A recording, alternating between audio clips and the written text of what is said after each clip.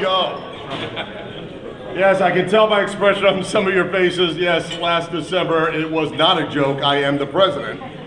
If we hold tight together, I know we can make it through this, though. I want to welcome you to the Tallahassee Quarterback Club's 68th annual kickoff dinner. Can you feel that in the air? That's the football season. In just 11 days, the football season literally kicks off, Caster Keith Jones.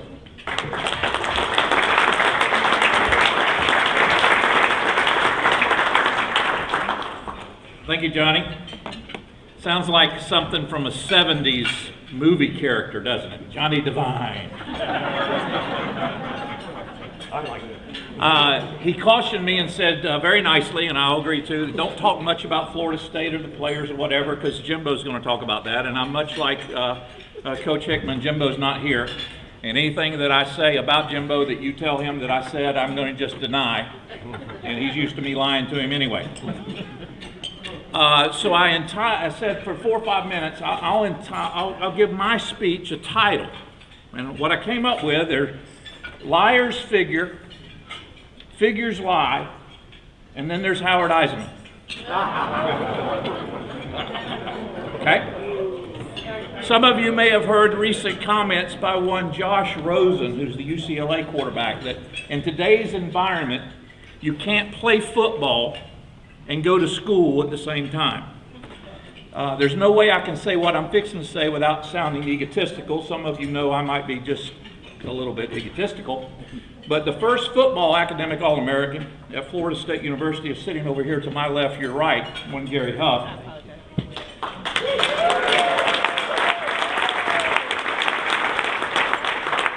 And I'm Florida State's first two-time academic All-American. The reason I bring that up is if Rosen says he can't go to school and play football at the same time, he obviously didn't get the word out, because I researched there are 968 student athletes who will play football this year in Division I that already have their degrees. You can play football and go to school. It's not that hard. You just got to be committed. You got 11 people on offense, you got 11 people on defense, and then you got a kicker and a punter. Okay, that's 11 and 11, carry one, that's 24. The preseason watch list for awards, individual awards, 13 of Florida State's 24 starters are listed on preseason watch list. And just today, Derwin James and McFadden were named first team AP All-American, preseason All-Americans. But I'll just leave you with this one. 2,413,000 people watched the national championship game on their iPhones. 2.4 million. I got to get a new set of glasses. We'll be back to share with you some as the season continues. Enjoy your dinner. We'll look forward to Jimbo. Thank you for your time. Now, I know what you're all thinking. You're thinking, my God, underneath Johnny Devine's presidency, this is going to turn out to be some Mickey Mouse circus. Well, I'm here to tell you that will never happen under my presidency. I give you my word that will not happen under my presidency. Oh, thank living God.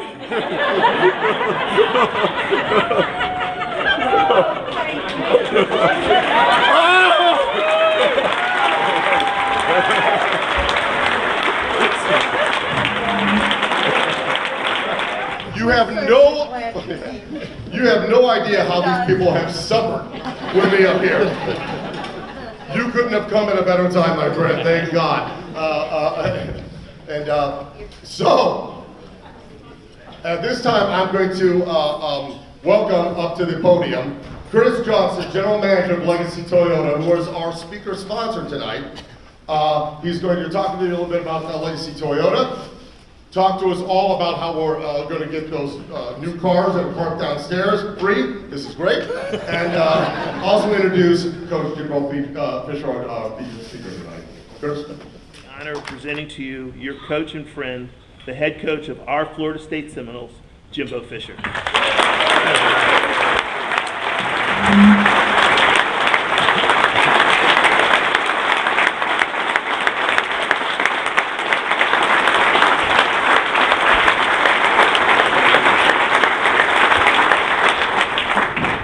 First, I do want to say thank you to Legacy Toyota.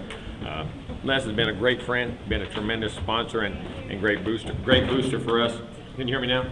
That's the first time anybody's ever said that. I promise you. Might not understand me, but you always heard me.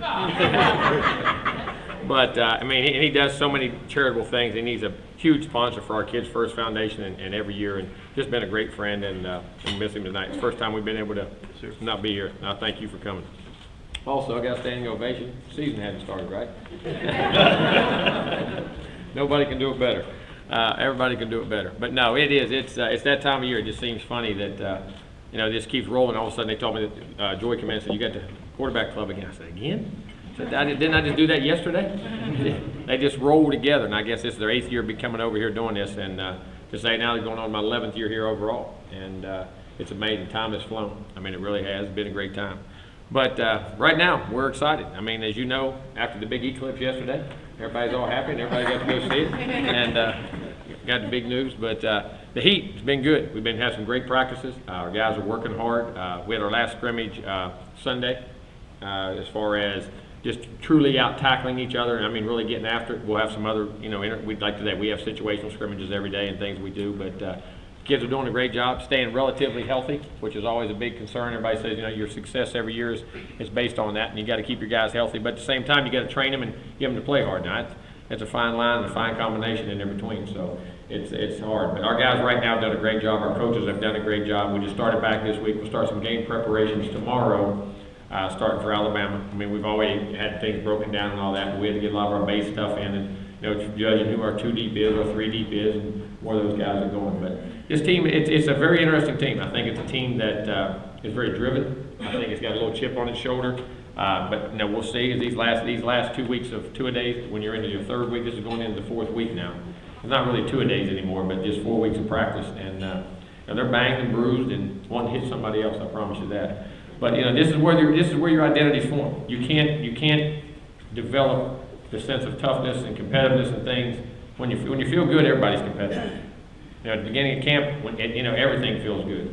When it doesn't feel good, this is when you're going to develop those habits, which we're going to fall back on. And our whole thing we've been telling our kids all year, and I told them the very first meeting, is it possible we could have a great football team? No doubt. We have talent. That's what talent gives you, possibilities. Our job in the meantime is to make it probable. Like we're saying, we got to make possible probable. But there's a lot of teams out there that say that. And what are we willing to do that other teams aren't willing to do? And that's the case in which we're going to find out. Can we grind it out? Can we do the things we have to do to get over the hump? Like as they say, we play an outstanding schedule this year.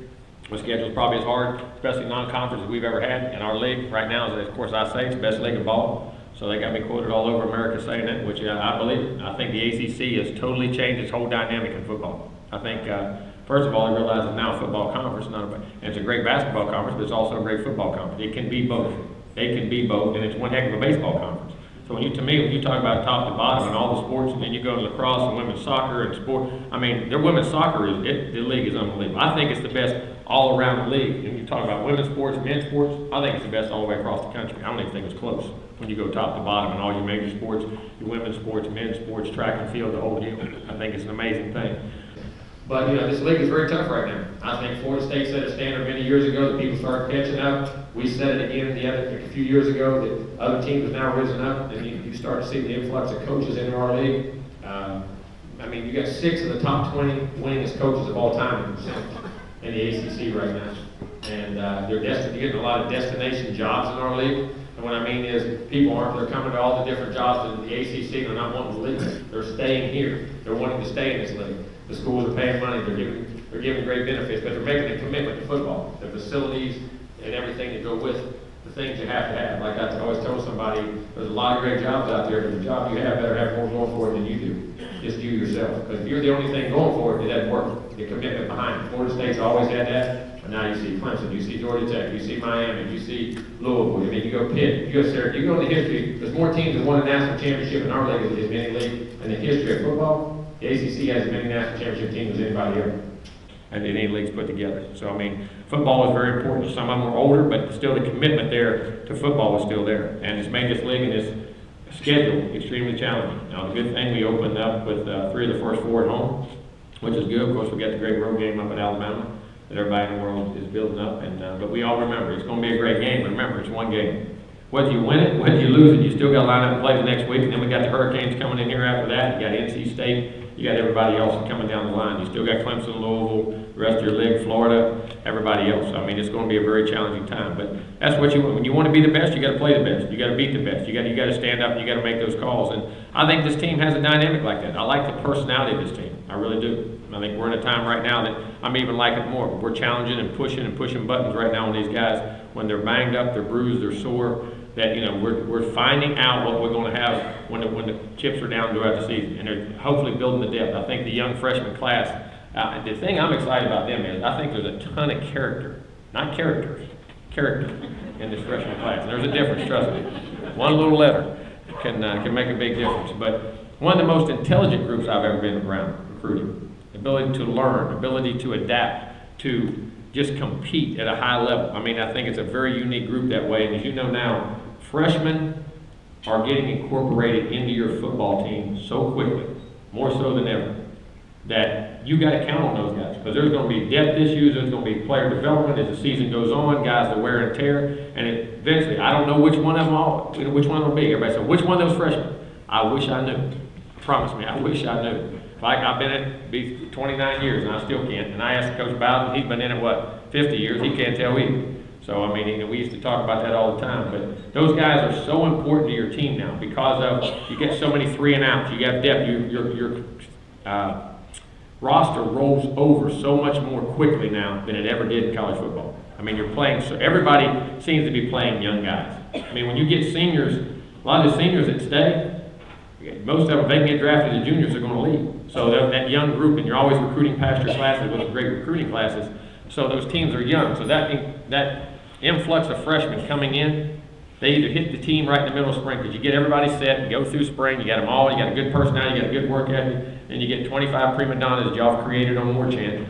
And y'all said how great they are. Y'all created 25 prima donnas with the rivals recruiting and everybody else, and they come in and are the greatest things under the earth. And you incorporate them into a bunch of guys that have already been there, so it becomes a fun time for about a month. But I'm going to tell you, one of the best years I've ever had for the incorporation of young guys into camp, and I think 2 things. One, I think they come in with no expectations. The highest recruited guys, it's amazing how they come in and say, Coach, I just want to work, I want to play, I want to do my job, I'll try to win the job. And there's not a lot of issues with egos and things like that. And 2, I think our upperclassmen have really adjusted and grabbed those guys and put them under the wing and showed them what to do and accepted them. And it's a very good camaraderie. This group here, the freshman group, probably hangs out with the upperclassmen as much as any team I've ever been around.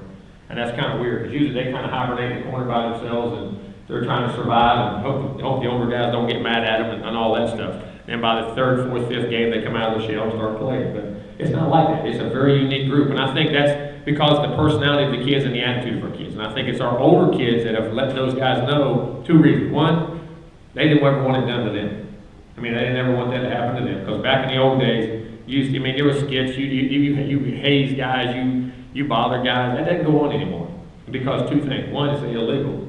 And 2, the things y'all, you remember the things you used to do, Keith, and the 2-a-days and all the skits and all that stuff? Can you imagine in today's time? It's amazing.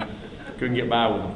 But 2, I think the upperclassmen also realize that too. They know they got to have these guys to be successful.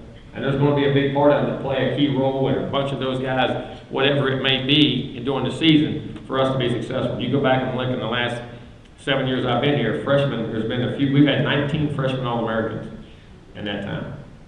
We have 19, so I mean, that's almost 3 a year. So that's incorporating a lot of guys getting quick, not just recruiting good players, but they're coming here and performing. And part of that performance is not just them, folks.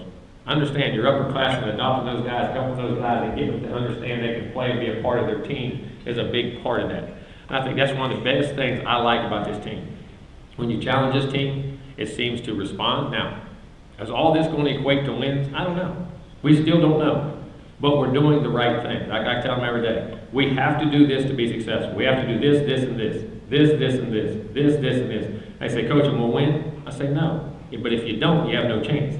And that's the thing. You still got to go play the game. You still got to play the moments and do the things you got to do. Health's going to play a big part of that too. Getting the right guys, keeping them healthy, and doing those things. But the attitude and the demeanor, like you always hear me talk about the process, the process, the process. That's all you can do. What you do daily, what's required of you to eventually play like you're going to play. People say it's about winning. No, it's not. It's about playing well. And you have to build the foundation and the habits to allow yourself to play well. Because like I say all the time, when pressure comes, when those big moments come, your daily habits come straight to the surface. We all have an image of who we are, what we are, players do, coaches do, fans do, whatever you do in your life. But what you really are is what your daily habits say you are. Whatever you do daily, we can say, well, I can do that, but I'm going to do this. Well, guess what? When a big moment comes, you're going to do exactly that. That's just who we are. I know we all like to pretend. We all like to get in the mirror and pretend like we're skinny, we're good looking, and everything else. Sometimes it don't work that way. You can all pretend. But, you're what your habits say you are. And that's why camp is so vital. The off seasons are so vital. And the incorporation of those guys into where they can adapt very quickly, learn what to do, and develop the work habits. And that's one of the things I've been the proudest of for this team. I really have. And I know that's a little different avenue than I've talked about, but I think when you really research the teams that have success, it has a lot to do with it, man. The camaraderie, their kinship, the wanting to play for each other. And in today's time, that's a hard thing to do because we're in the I-me time. It's all about I, it's all about me. We're in the microwave time. I want it instant. I don't want to wait. I don't want to grill it. I don't want to cook it. I don't want to bake it. I want to microwave it so I can have it in 30 seconds. And that's just the way kids are too. We all are. Fans are. We all, coaches are. The whole world is like that. And to getting kids to focus and do things in a soul-focused mode. Name me one thing your kids do at home that they're solely focused on. They're doing 3 things at once. They're talking on the phone. They got Twitter. Let me see if I get this right. No, I ain't got none of them. I'm trying to get this. Twitter, Snapchat, Instagram. What else am I missing? Facebook, whatever. I mean, they're all on that. They're getting a text message from somebody else. They're watching TV and playing a video game. And we're sometimes having the conversations, and they're playing video games and they're talking about themselves. I said, oh, my kid's going nuts. And I walk in, no, they're playing video games live online with somebody else that they're talking about. I mean, it's amazing to me. But nothing for these kids, and you think of our time, why kids don't focus and are not as consistent, our society doesn't allow that. And we've taken that thing right there, that phone, and it's become so addicting to us that there's so many different things going on, the kids can't. And to make them put that phone down and just listen in a meeting. Because you know what kids can't do today? You know what they can't do? They can't communicate. They can't communicate. They can't talk. And they can't listen. You know why? They don't. Everything is a Facebook, everything's a text, everything's a read, and we wonder why they do it. But we want them to do it on that football field. We want them to do it on athletics. Unfortunately, isn't ever going to change. You can't play with a phone in your pocket. I can't text the plays. I can't Instagram the plays. They can't Instagram the guy and ask them what to do. Say this, hey, what do I got to do on this play? I mean, we joke about that, but it's amazing. It's amazing now just to get guys' attention for over 15, 20, 25 minutes at a time. But this team has done that. I mean, for the most part, we've been very responsive. That is an art today. And I think you wonder why you see teams that play up and down so much now. That's a big part of it. You say, well, everybody does it. You're right. And that's why you see so many different teams come up and down. We've been fortunate to be one of the teams that stayed up there and played well. And for the last 7 years, I think we're the second winningest team in the country. But at the same time, there's still games we wish we would have won. There's still things that happen. But that's ball. But getting kids to focus and concentrate and be one and not about me, to understand team, to understand playing for each other, that they all get rewarded tenfold when they do that individually. But that's a hard thing to do right now. But that's one of the things I like about this football team. I really do. It's the older guys seem to get, and the guys, the main guys. And I think, even Derwin, people ask me about Derwin all the time. It's crazy. I know and I was dying to see him play. It definitely hurt us. But at the same time, I think it's increased him as a person, and it's increased him as a player. Because he got to sit back and stand by me in practice, or Coach Kelly in practice, and watch how every little thing that happened can cause a play to be bad, or not to have success. 10 guys are right. You know, when the old adage, when you're griping at the kids and they think you're just on them because you're on them. I don't want to hear it. That little thing doesn't matter. When you get to sit back and see things through a coach's eyes, just like when my father didn't know anything. When I became a father, I understood a lot more things. As I got older, I understood a lot more things. When you see things, like I tell them every day, I'm 51 years old. Y'all are 18, y'all haven't been 51. I've been 18, 19, 20, 21, 22, however old you are. Just listen. But that's a hard thing to do. And getting kids to, and Derwin sitting back and watching how every little thing, even DeAndre, when he was injured, not practicing as much during the week, how every detail of every play makes a difference, and that you have to focus. And I think when your players then can carry it, because at the end of the day, other thing which we say, listen, I can coach you till I'm blue in the face. I can get you to do this. You got to own it. What you put on film, you own. What you do on the field, you own. What you do off the field, you own. You got to own it. It's about making the right choices and doing it. If you prepare and play your best and it doesn't work right, I can live with that. But not owning with effort or not owning with preparation or things like that, and that's the thing we have honed in on so many details. And our leadership of our team right now, I think, is doing a great job of reinforcing those things. Now, I'd say just going into the 4th week right now, I think they're about reinforced out. I think they're reinforcing it about they want to play somebody they want to play. But now, when the game preparation starts, now they got to turn around and flip it. Now that's when the greatest concentration's got to come. Because now I got to prepare to play a game, so my habits got to jump right back out at me. So I mean, it's very challenging. It's so many different challenges than you had many years ago. I mean, the films and the videos and all that have made it greater, but also it's caused a lot more problems than the things that go on. That's the unique thing about kids today. But you know something about coaching? That's the thing you love. It's getting a group of guys that believe in what you got to believe in and how they got to do it and watch them grow when they get it. And this team has a chance to do that. It's a great possibility we can do that. But what we got to do is take possible and make it probable. Make possible probable and own everything we do. And that's our goal and what our whole ambition is in everything we do. And as coaches, players, support staff, administration, whatever goes, all the way down. And that's the name of the game. And I like where we're going. I really do. I think we got a good group. I think we're talented. I think there's intelligence on this team. I think people don't realize that. Not the guys are ever done, but they learn, they pick things up, and don't repeat mistakes. Have a lot of pride in what you got to do. You got to take a little pride in what you do and how you do it. And I'm still old school because, like I say, I can't text them, send them Instagrams, and I'm not on it anyway. If I could communicate like that, they'd listen about 1,000 times better. My son's the same way. My kids in high school, I can call them, don't answer the phone, send them a text. I can send a text. I can do that. And I send them a text, they answer right back, which makes me furious. Absolutely furious because they won't. And it's amazing. But they don't communicate. The art of communication and listening and learning, but sports is never going to be not that. That's the only way you're going to do it in sports. You have to do it. And so it's a good group. It really is. And I'm sure I could get up here and just start asking questions. Or had you answer, let me answer some questions. We've been better off. I know you all got 100 of them. Anyway, but I like where we're at. I love being here. Thank you, the Quarterback Club, what it does for this community, having everyone come in and what you support, and supporting athletics and high school athletics. Guys, there's nothing more pure. And I get to go down to trade places, NFC, and I get to go over and just sit in the stands and be a dad. There's nothing better. There's nothing better in this world. And for y'all to support athletics, and to me right now, athletics is one of the things in this country that still bonds people together. I say it all the time. Our country's so fragmented, it's ridiculous. We ain't got enough sense to put guys together and sit down and hash out what's right, what's wrong, and somewhere meet in the middle and do it. Just do what's right, quit doing what your ego says. What this side wants and this side wants, just sit in the middle. I said, be a football coach. You gotta figure that out every Saturday. About 20 million people tell you that every week. We didn't send us to DC. We got a game every week. But it's funny. But what you do for high school athletics, there's nothing more pure than the little kids playing. When they come up to you and see you, and the look in their eyes and the things they do, and watching kids play in high school, because they have dreams, but they're doing their dreams. They're trying to make their dreams come true. But like I say, athletics, whatever religion you are, whatever race you are, whatever anything you are, you've got to become one when you get inside those white lines. And every time in this country we gripe about athletics, listen, education, academics, everything. But why, when everything in this country goes bad, why do we rally around an athletic event? Everything we do brings the country back together. We want to get back. We're not going to stop playing ball. We want to have, I remember when we had the great national anthem that, what did she say?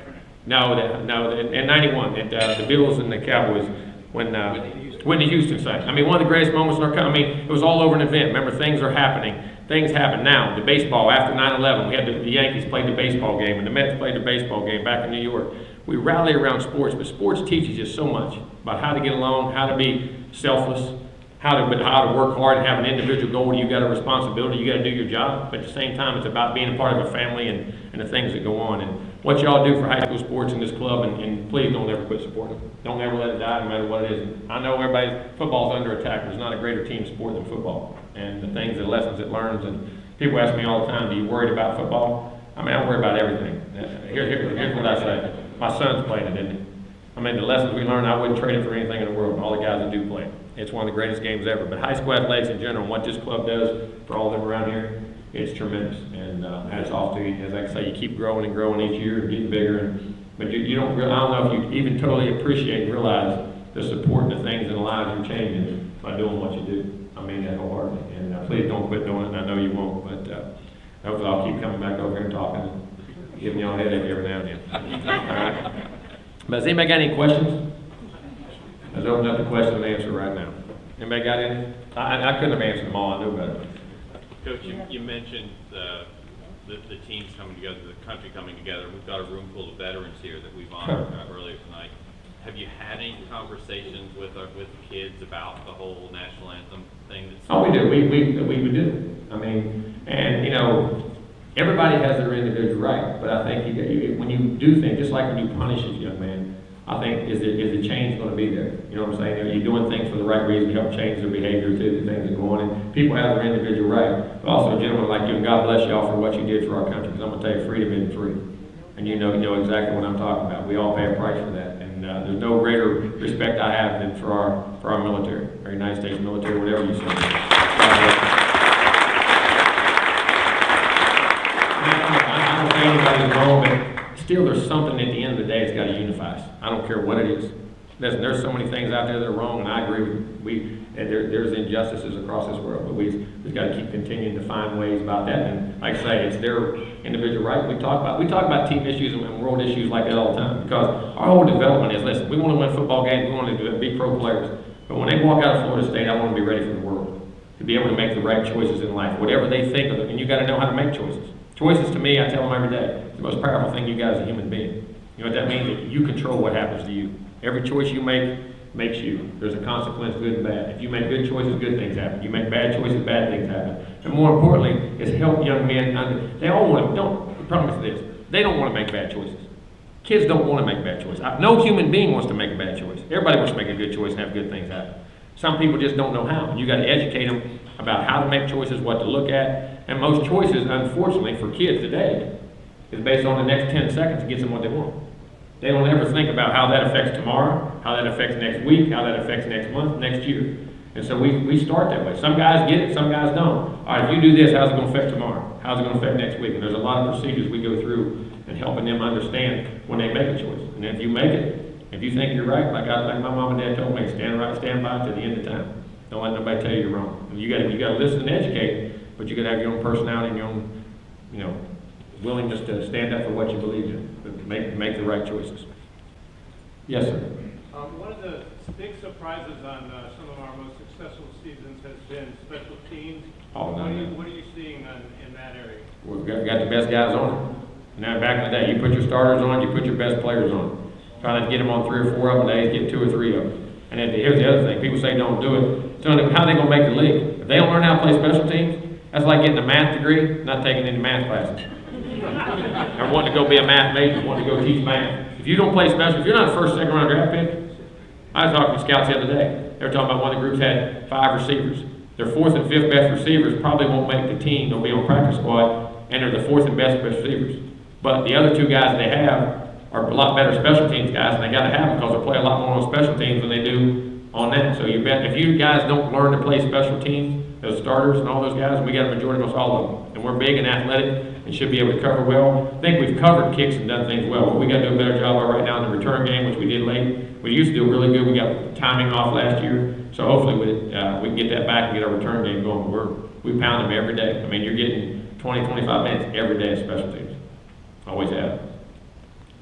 I know it's going to be tough to do, but what's your comfort level this year with your talent and replacing somebody like Dalvin? I think those young guys will be there. I mean, You know, you never replace Dalvin Cook. You're talking about the more yards than anybody's ever walked in Doak Campbell. More yards ever than anybody. I mean, think about that when you say that. But at the same time, whoever thought you'd replace Charlie Ward? Whoever thought you'd replace Peter Ward? Whoever thought you'd replace Deion Sanders? You never really replace them, but what they do, they set a standard for the next group to achieve and try to get to, and there's some very talented guys right now that are playing very solidly, and hopefully in time, and I think we played well. I've been very pleased. We have a very talented group of guys back there, and we just have to take it to the field. Is Derwin going to see both sides of the ball? And you said with the players against Alabama not believing in the hype and stuff, but part of the problem with playing Alabama is most people don't believe they can beat them. Does our players We believe everybody can beat, trust me. All right. Play for me, didn't think you can win. I promise you that. I ain't gonna have to buy around them when you win. I respect everything about it. I respect everything about what they've done in the past, their history, what they're doing now, Nick, everybody else. They ain't got nothing to do with playing hard and going out to beat. I mean, you know, we're going to compete, and we know we're going to play a great game. They're a great team. That's why you play. I respect them to death. Everything about their program and A to Z. Players, coaches, everything. But to say, you know, you don't think you can beat them, that's not true. I mean, and we know this. We have to play well. We have to control what we control. We don't worry about Alabama. We got to worry about Florida State. That's the only thing we can deal with. And Derwin, I mean, he may be on the other side, but right now those young guys, there's not a need to right now. He can do it, but there's not a need to right now. Those guys, I've been pleased with the performance and the things we've had. All right, I know I can sit up here all day, but I gotta get back and watch this film. we got a speaker coming. I gotta get this practice watch so we can get going on Alabama tomorrow. But again, thank you all very much. I hope to see you in Doak Campbell.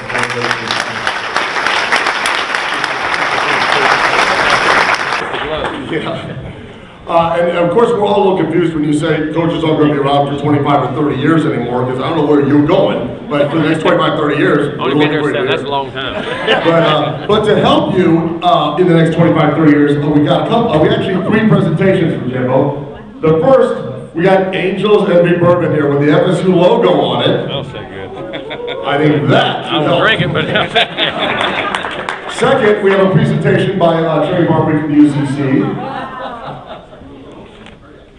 All right, Coach Fisher, on behalf of the University Center Club. you weren't practicing more. You want to practice? I was your secret weapon. He wasn't supposed to tell anybody.